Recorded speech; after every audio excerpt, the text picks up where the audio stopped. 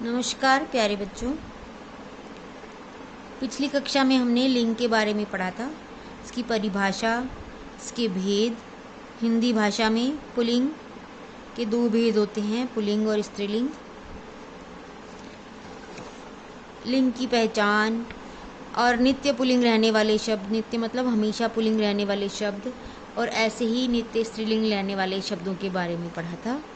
आज की कक्षा में हम कुछ ऐसे शब्द पढ़ेंगे, ऐसे नियम पढ़ेंगे जो पुल्लिंग शब्दों से स्त्रीलिंग शब्द बनाने में हमारे काम आते हैं। ये कुछ नियम मैंने यहाँ लिखे हैं, जिसके बारे में आपको मैं बता रही हूँ।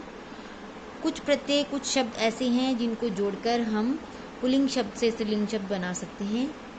जैसे आ प्रत्यय जोड़कर भी हम किसी पुल्लिंग शब्द को स्त्रीलिंग शब्द बना सकते हैं। जैसे प्रिय का प्रिया, महोदय का बनेगा महोदया। ई प्रत्यय जोड़कर भी हम पुल्लिंग से स्त्रीलिंग शब्द बना सकते हैं। जैसे चाचा का चाची बना, बेटा का बेटी बना। ऐसे ही ईया प्रत्यय जोड़कर भी हम पुल्लिंग से स्त्रीलिंग शब्द बना सकते हैं। जैसे लोटा का बनेगा लुटिया, बूढ़ा का बनेगा बुढ़िया। नी प्रत्यय से स्त्रीलिंग बनाने के लिए शब्द है जादूगर का जादूगरनी, मोर का मोरनी। ऐसे ही आनी प्रत्यय है, जिससे भी हम स्त्रीलिंग शब्द बना सकते हैं। नौकर का नौकरानी जैसे बना, जैसे सेठ का सेठानी बना। इन प्रत्यय से भी हम स्त्रीलिंग शब्द बना सकते हैं। धोबी का धोबिन, पापी का पापिन, जिस तरह से मैंने आपको बताया। ऐसे ही कुछ और प्रत्यय हैं, इनी या इणी। ये दो प्रत्यय ऐसे हैं जिनको जोड़कर भी हम किसी पुल्लिंग शब्द को स्त्रीलिंग बना सकते हैं। जैसे स्वामी का स्वामिनी, ओजस्वी का ओजस्विनी। इका प्रत्यय से स्त्रीलिंग बनाएंगे तो बालक का बालिका, गायक का गायिका बनेगा। ऐसे ही आइन प्रत्यय से स्त्रीलिंग बनाने के लिए पंडित का पंडिताइन, बाबू का बबुआइन। त्रि एक ऐसा प्रत्यय है जिससे भी हम पुल्लिंग से स्त्रीलिंग शब्द बना सकते हैं।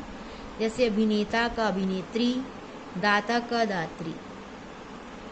एक और प्रत्यय है वती या मति। ये दो प्रत्यय ऐसे हैं जो पुल्लिंग शब्द के साथ जुड़कर स्त्रीलिंग शब्द बनाते हैं। जैसे गुणवान का गुणवती, श्रीमान का श्रीमती। ये तो थे कुछ प्रत्यय जिनको जोड़कर हम पुल्लिंग से स्त्रीलिंग शब्द बना सकते हैं।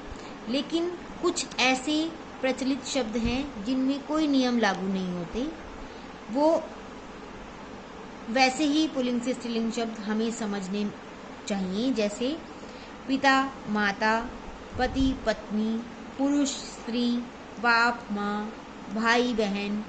ससुर का सास बनेगा, वर का वधू स्त्रीलिंग बनेगा, राजा का रानी स्त्रीलिंग बनेगा, बैल का गाय स्त्रीलिंग बनेगा।